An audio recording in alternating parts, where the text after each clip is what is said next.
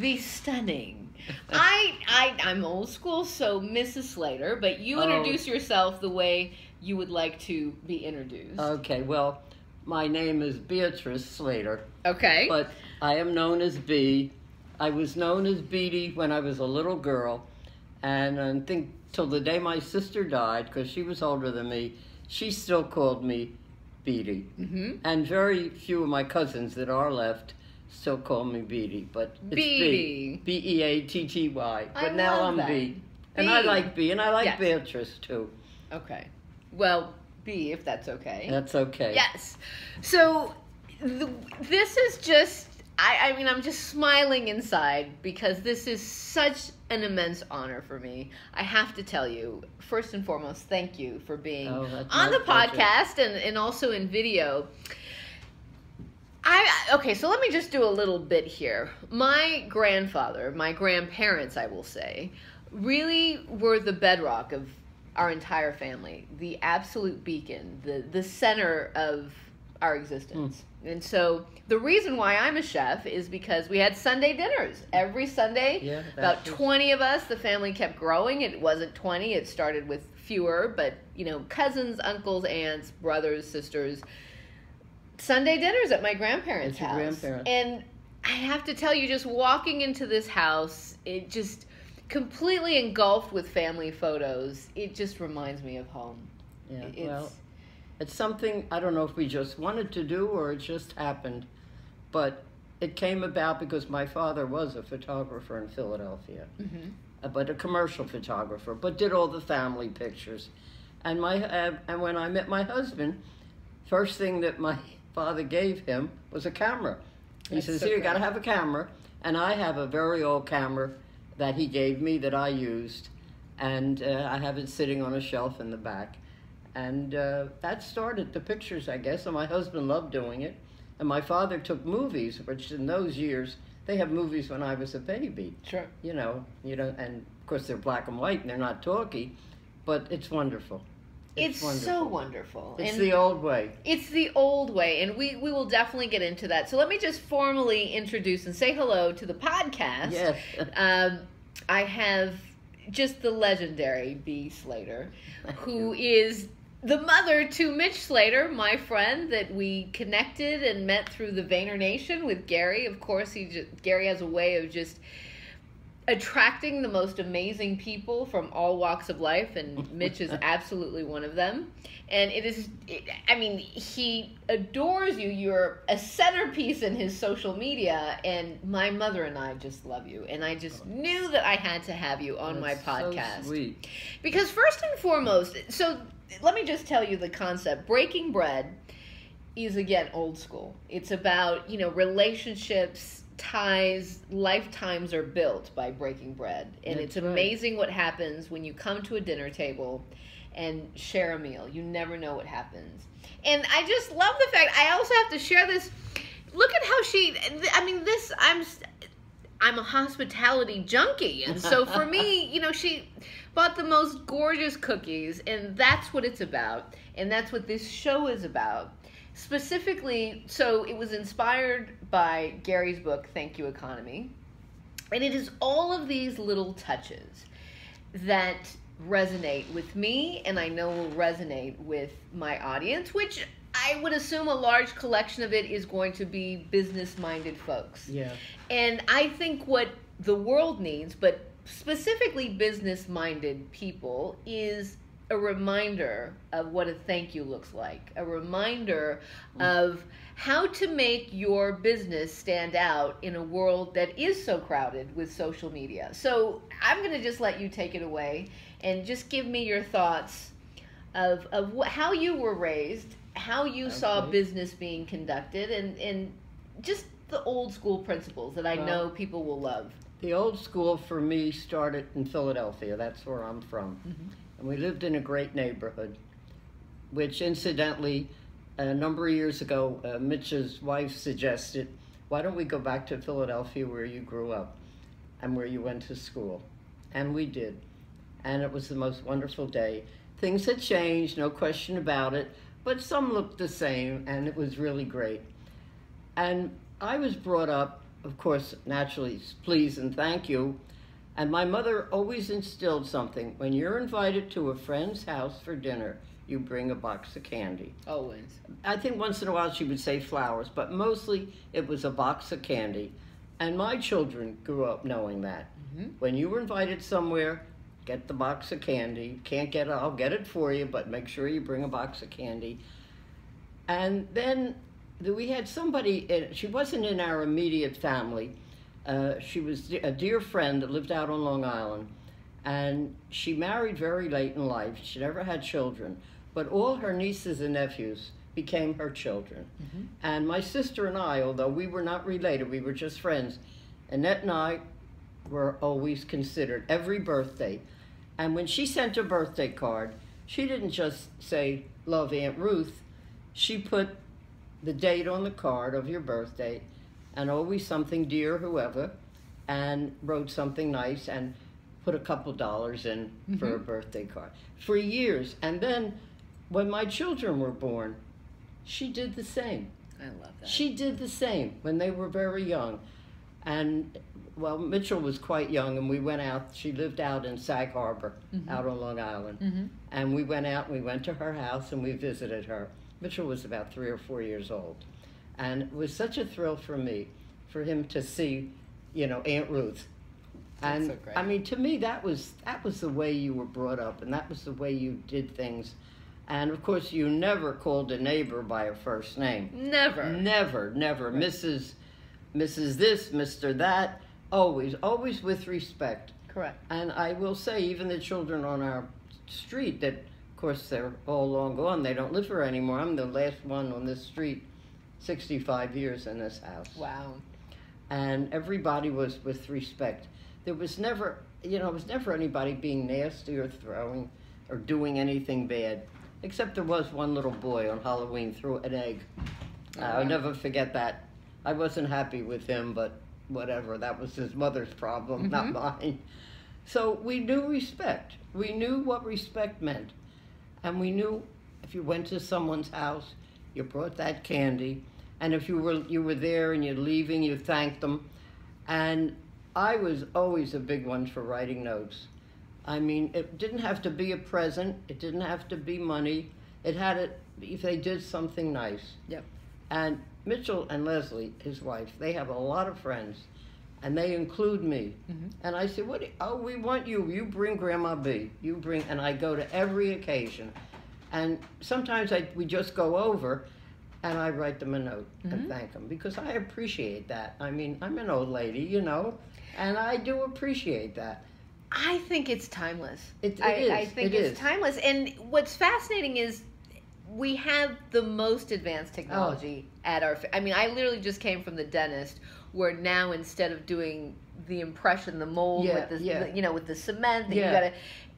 It's now just all photographs. Yeah. I mean, I was out in less than half an hour. So, I mean, there's so many spectacular things that the phone and technology has given us. And I love it. Don't get me wrong. For sure. I text.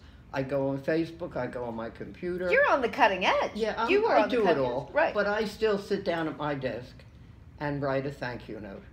I want to just stay on that, because I want to drill that down. My grandfather had his own business for more than 55 years. He literally passed away 1 week up until him sitting at his desk working. So there's the value of work. There's the value of that too, of course. Right. And I mean, when we told his clients that he passed away, it was though as a family member passed away. And that is because there was attention to detail in everything that he did. And it all started with the handwritten cards. The handwritten notes. And I've always had stationery. I have always had stationery. Yep. Always. And always had small cards, big cards, and whatever. And, I see today, my great-grandchildren, actually, well, of course, now some of them can write. They're like 8, 9. And I get a little thank you from a birthday party, from their party. But there are a lot of people I never get that. And I had someone in the family, I always used to send her children a check, because they lived out of town. Yep. And one day I finally said to her, did they ever get that check? I never got a note. No. Thank you. Oh, she said, I wrote on the check, thank you. I said, but I don't get my checks back anymore. Exactly. Yeah. That was her thought. Wow. And to me, I wanted to say to her, yeah, you know, where are your manners? It's, you know, boy, that is something. I mean, it really, that got me. Manners are the thing that is lost in society. Oh, it's lost. And especially lost in business. So let's figure this out together for our audience, because I do want to leave. I mean, you have so much experience of life experience, of just exposure to amazing things. 91 years. 91 years. Let's figure out one little tidbit, because I think the thing that people think about with a handwritten card in business specifically is, how do I scale that, right? Because if they have thousands of clients, how is it realistic to do that? What would you say? I would say to do as many as you can, right? The key is to do it random, don't you think? Most businesses, you know, they do the fancy Christmas cards with, you know, or happy something, or birthday, but I think you can scale a thank you card 365 days a year to all of your clients. Let's say if you had 500 clients, and if you did 2 a day, every day, or whatever the math is, everyone in 365 days would get a note. Well, that's another interesting thing. When my first son, older than Mitchell, my older son was bar mitzvah. Mm-hmm. Well, you know, that's a big thing. We have to write the notes. Sure. There's some I never got, and there are a lot I did get. And when it was time that he had to do his notes, we had the stationery printed, you know, and he would write something. But he decided to address the envelopes first, before the bar mitzvah even. That was smart. And I sat with him to give him the right address and all that. And he did that. And I think Mitchell did the same thing. It's a lot of work. It was a lot of work. And they would write maybe 2 or 3 cards a day. Exactly. And put it away and come back at another time. And this is a funny one. We had dear friends, and her name was Seal. Mm-hmm. And he knew Ann Seal. I mean, he knew. And he wrote the note, Ann Seal, S-E-A-L. And I left it. I thought that was the cutest thing that he did. That's so great. And they were thrilled. They really laughed. You know, but he wrote the note. I mean, I know a lot of my friends would say to me, oh my God, I never got a note from this kid. I never got a note from that. What are you going to do? It's not even, I mean, if I could have that card there. Yes. Just to illustrate. This is a note I just got. It's so ironic. Like, this is not staged, I promise. No, but she had a card here, and it's not even because there's logistics, right? I mean, I want to get really practical for people who are busy like me. Yeah. It could even be a Post-it note. No. It's not about the vehicle. It's not about the vehicle. It's not about a fancy card or printed letterhead, or it's just whatever little scrap of paper, a piece of the newspaper, especially to a loved one. I mean, I know I'm jumping from personal and business, but it's about if you just show that you care. It's your care. And this happens to be a very dear cousin of mine who lived in Arizona, died a few weeks ago. She's been very sick, and I've been in touch. And her daughter, and she was very active in Brandeis, and I sent a donation in her memory. And there was a mix-up with the address. And her daughter, something happened when she got the acknowledgement. So she wrote me, in fact, I left a note. I wanted Mitchell to read it. That's why it's sitting there. Okay. That's why it's sitting there. Wow. I mean, for no reason. I had no idea what you were going to talk about. I didn't either. I'm thinking, like, can I show a little prop that will illustrate? And also mentioning pictures that she has from my family. Yeah. That she kept. Right. I mean, that's really weird. That is really weird. Isn't that, well, that's, everything happens for a reason. And the other thing that really annoyed me, when they started in school not doing cursive. Correct. And the first one was Georgia, Mitchell's daughter. She went to camp, and I wrote her a beautiful note. And I guess maybe she had called me or came home, whatever. She says, Grandma, I can't read your note.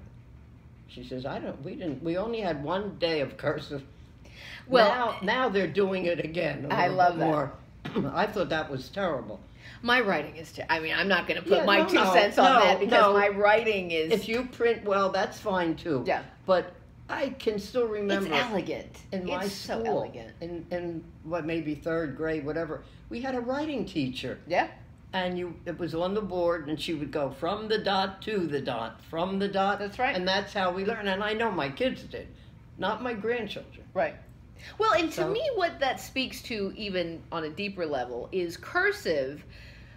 When you had to go through that process, it reminds you to be thoughtful with each letter. Absolutely. Which means you respected the letter. Spell check. Like, Oh, yeah. Now there's a Now spell you go check to on your your phone, computer. everything's done for you. But when you take, and this is the real lesson here, which goes back to the thank you. When you take the time to be thoughtful, whether it's in writing cursive Yeah. or writing a little post-it note, whatever the format is irrelevant. The Right. religion, which is why I say that Gary's book is, I mean, I wish I had his book with me right now, but just Google it, look it up. It's The Thank You Economy. It's his second book. It is, I've said to him before, I've also said it everywhere on social media, my grandparents lived the social economy, my parents as well, and Gary wrote it. I mean, Gary was just like the final feather in the cap of the whole journey for me anyways. Yeah. Why do you think it disappeared so fast? It kind of disappeared. Well, yes, there were still people doing it, I'm not Correct. saying, but... I think there's a real wrapping together of time and technology, which ironically, technology saves us time, but there's now unrealistic expectations in our lives, in all of our lives, to move faster, to go, to accomplish, to do more. Yeah, you gotta go. You gotta go. And I mean, listen, everyone in this room remembers a time when phones, beepers, cell phones didn't exist. Oh, of course. So if you wanted to get a hold of someone and you called them, you had to go to a payphone, and there was there was no answering machines at one. Imagine there was no answering machines. Listen, when I was a little girl, they had party lines. Explain to the folks here what party lines were. Okay, here's what a party line. You had the same number, or maybe it was a different number, but connected. Yep. And your phone would ring, and somebody else would be on it. They were making a call. So you have to hang up, and you dial again. Well, we had that when I was little, and I remember it so clearly. Finally, my father said, you know what? You're making more money. He says, we're getting a separate line. We're not going to have a party line. I remember that. No party line for us. And that's how things changed. And 100%. God, you really never had 2 phones. Well, exactly. And now with call waiting, and my point is... I don't like call waiting. I don't either. I find it rude. Well, I find it very rude. Well, I ignore it. My husband and I never liked it. Yeah. And I have a lot of friends that do, and they say, hold on, I'll be right back. And I do. I never say anything, but I don't like it. Yeah, I agree. Yeah. I agree. Because, again, the theme of this show is to go back to basics. Yeah. And basics is slower. I hope you can go back to basics. It is. I'm going to be one of the cheerleaders for that. And if nothing else, to just reemerge manners. It's just manners. Yes. You go to a ball game and you see people, they're carrying on and they're rude. And they have to get up. You have to poo. Right. And you know what? It wasn't like that. Well, and even another layer of manners is courtesy. Oh, courtesy. I was just talking yesterday to someone about just basic courtesy of, if you see someone, whether it's a man, it doesn't, older, younger, it doesn't matter, just open the door for them. Oh, yeah. We have these egoic things of women's rights and liberal rights, and it's fine. how about just human rights of basic courtesy to let someone go by if they need to. I am so happy when somebody opens, especially, I like to go, they have a Wendy's in Millburn, and they have the hardest doors. They're heavy. And you know what? I wait there till someone's coming in or going out. And the men are it's usually a man, and they're usually very nice. The door is heavy. I know. That's right. That's right. And I don't weigh what I used to weigh, and I go to pull it. My God, you can break your arm. For sure. So it's nice to see somebody do that. I will tell you, and this is the tip of the day for anyone who is interested in building a business, starting a business, or figuring out how to scale your business. if you care more than your competition, you will win every time. That Oh, is yeah. that is the thumbprint You've got to care for that your, will make you your unique. fellow man. Exactly. I mean, and it's just from a karmic level, from a good energy level, that, I mean, everyone's trying to chase things that aren't even guaranteed. What is guaranteed is generosity. And the reciprocation of a smile when you give generosity. Say in hello return. to someone. Exactly. You know, down south where my son lives in North Carolina, my older son, I always remembered when I would go there and we'd go in the supermarket, everybody says hello to you. They'll say good morning or hi or hey, whatever they say. But they, you know, I can walk by people in my market. Some of them will smile, but most of them, they just keep going unless, of course, I know them. Yeah, yeah. And it's interesting. It's so different. Listen, I make you a promise that I will be one of the people who takes the baton.